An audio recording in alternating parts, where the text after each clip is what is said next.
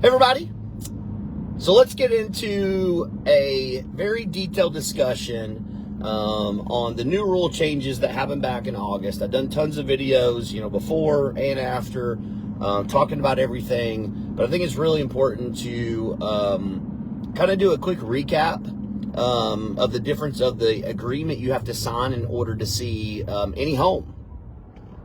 So, I am personally and our team, right, we were fully against this. I do think that they're re-looking at it, and with the government involved, there's some cases already, and they're diving back into it, because as of right now, you as a buyer, you would have to sign some sort of agreement with an agent in order to see a house. The only way around that is if you call the listing agent directly and they are the ones who show you the home. At that point, you do not have to do a buyer's representation agreement or a touring agreement if the listing agent shows you the home, because they have an obligation to the seller to sell the home, and therefore somebody is calling interested in wanting to see the home, so therefore they don't have to represent you. So that's the only way around it. So the buyer's representation agreement, that's been around. That's been around for forever. You all, if you have bought a home, you have signed a buyer's representation agreement. Now, whether or not how much of it was explained to you or not explained to you, that varies drastically. I see people almost on a monthly basis that come to me and are tied up into a buyer's rep agreement that they didn't know they signed. It's a year-long commitment. It's super detailed. Arguably, like, per contract, like they're stuck, and legally they're stuck.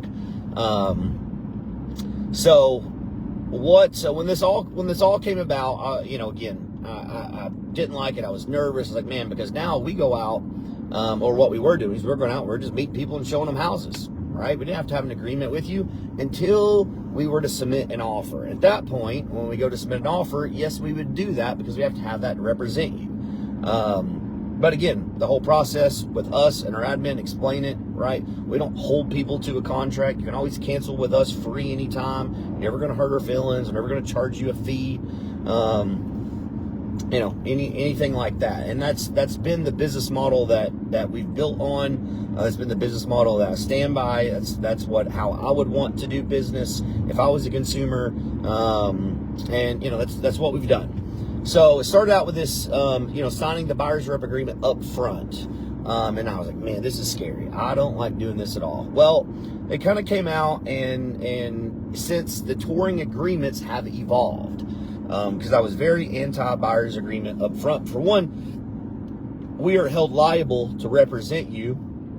Essentially, I'm just going to use this term loosely, up to the fullest of our ability. I don't want to put my name on the line to represent somebody if they are a nut job, and all of a sudden they've signed this whatever agreement, 3 months, 6 months, whatever it is, agreement. I have to represent a crazy person. I don't want to do that. So it's honestly a way to protect me and our agents on our team from working with somebody that's crazy. So what we decided to do, and as it's evolved, these touring agreements have come out, and it's a way for us to basically, have an agreement that we're going to show you the house. We're not representing you. We're not offering you, quote unquote, like negotiation advice or nothing like that. And we actually do it, especially for, I'll say, new people, a 1-day agreement, right? We do it 1 day. Hey, it expires tonight. It's not even full 24 hours for the most part. It's definitely not full 24 hours. We don't show houses at midnight. So it's usually a couple hour agreement, especially if we're showing at 6 o'clock, it's going to expire in 6 hours. But we do that, because it gives us a chance to earn someone's business, which I think is very important. And also, again, if we have kind of weird feelings or second thoughts, we don't have to agree to show them another house.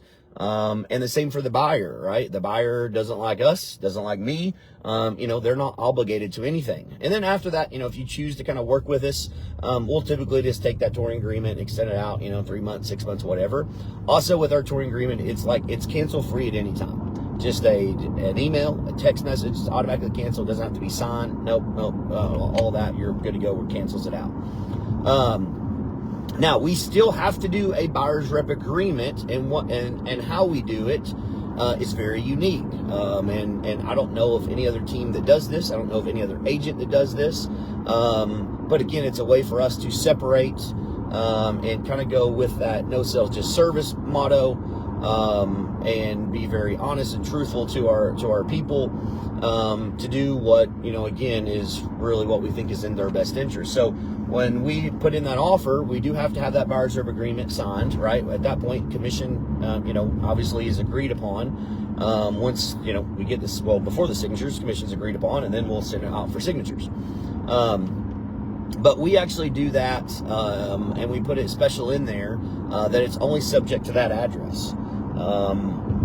And so the unique thing is, if we put an offer in and, let's just say that you get under contract and 10 days in it's a fall through due to bad inspection, and it cancels out, that also cancels out our buyer's rep agreement. And because you may have thought that we didn't do a good job negotiating for you, so you're free and clear. You don't pay us anything, you don't owe us anything. Vice versa, we may have thought that you're got under a contract and you're completely unreasonable in your expectations. I've seen it, of how you negotiate and all. Like, it's just not, hey, like, we can't really help you. You need an agent that is, maybe looking to screw somebody in a deal. We're not looking to screw somebody. We're looking to best represent our people, to get them the best possible deal ethically. And that's a big thing that I have a zero tolerance on. And I've definitely told buyers, and sellers, as I remember several cases pop in my head. One particular seller didn't want to disclose an issue that I told them that we had an opportunity to see an inspection or a fall through, said, hey, if we get this, we have to disclose this. I was like, but I know for sure your house has some major issues, because they just walked away and they told me verbally what the issues were. I said, yeah, sure, let's do it. And I sent them the inspection report. I also seen it. That means now I have to disclose it. And then he's seen it. Major termite foundation issues. And he said, oh my gosh, this is awful. Yeah, I don't want to post this. Like, dude, I said, we have to. I literally told you this. It's in writing here. Like, you agreed to this. And he's like, yeah, I'm not comfortable posting that. I don't want you to do it. I said, well, I'm going to cancel this listing because I'm not comfortable moving forward representing you. That's just not how I'm going to do it. It's not worth our reputation, and the potential of a lawsuit coming back, and especially me knowing it. So, yeah, touring agreement, that's kind of what we do when we meet somebody. It's just a one-day agreement. From there, we'll allow people to extend it. We'll re-sign it, if you want to work with us. And same thing for the buyer's rep agreement. What we do is just contingent, or that buyer's rep agreement is only contingent. I don't know if that's even the right word, contingent, but it's only enforceable on that address that you're putting an offer in. Again, all that's discussed, it's explained. We do a good job of it. I literally just had a call today, person dealing with an agent out in Nashville, super confused on helping them buy and sell. There's miscommunications, there's things the agent is explaining, they're lost, and so they got connected to me through a friend, and they were just trying to be like, I don't understand what's going on, and I don't even understand fully what's going on. I think I gave them some tips and what they need to do and steps to figure it out. Once they figure out what's going on, then we can solve it from there, but we don't really know what's going on. So I say all of that one, right? But one of the huge things and why I'm really against this whole rule change in August, is it really gives, I'm going to try to be as politically correct as I can. It really gives agents that are extremely sales focused, being politically correct, extremely sales focused, it gives them the opportunity to use the rule change in August to force you into a buyer's rep agreement that is sometimes a year or longer.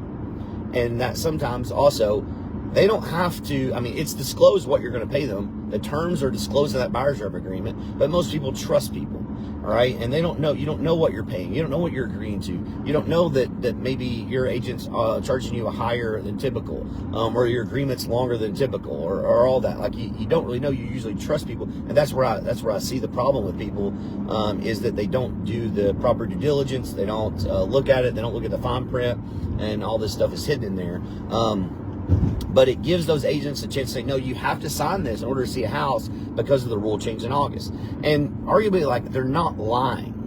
However, you do not have to sign a buyer's rep agreement in order to see a house. You can sign a touring agreement. And that's why I'm doing this video, to educate you all on, if you have somebody that's trying to force you to sign a buyer's rep agreement, I would tell you, if I was knowing what I know now, but if I was not a real estate agent, I would not sign that.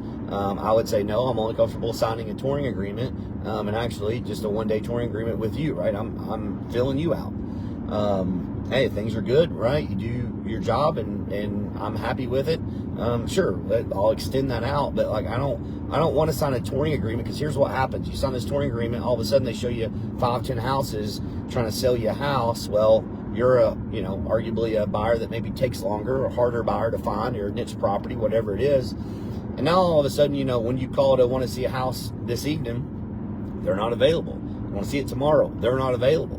And you still have this in contract. So it's not like you can call me and say, Stephen, my agent wants to show me a house. Can you show it to me? You already have a contract. In our touring agreements, it states that you cannot have a contract with another agent. And again, that's protect us, because we don't want to get sued, but also protect you from getting in a situation where you meet touring agreement and you say, great, this is awesome. Let's put an offer in with Stephen. I want to work with you, and you've signed this, and come to find out we're halfway through a contract, and another agent calls me and said, hey, Stephen, I actually have an agreement with them. I'm going to be taking over and getting that commission from you when I've done all the work and everything, because I have seen that scenario in a few different roundabout ways happen. I've literally seen it happen. It's happened to me on different sides, and then I've also seen it happen to other agents in real time. And sometimes, it is that, a client is doing something that's maybe not appropriate, or other times it's, the clients just, they don't know, they weren't educated, they weren't explained, and they don't know any better. So I know this is kind of a lot going on, but I felt it was very important just to recap this, to let people know is, you can sign a touring agreement, and not a buyer's rep agreement. And that's like the most important thing to take from this video. And that's the route I would tell you, to go. I know that no other agents are going to hate me for doing this, but you know what? It is what it is. I've been kind of going against the norm, my entire career. And I think we've got a good proof of concept of what people want. People want honesty. People want to be told the truth. People don't want to be screwed over. People don't want to be sold timeshare. People generally, just want to be helped, with what is most likely the biggest purchase of their life. So if you have questions, as always, guys, real estate insurance, feel free to holler. Always happy to help. See you.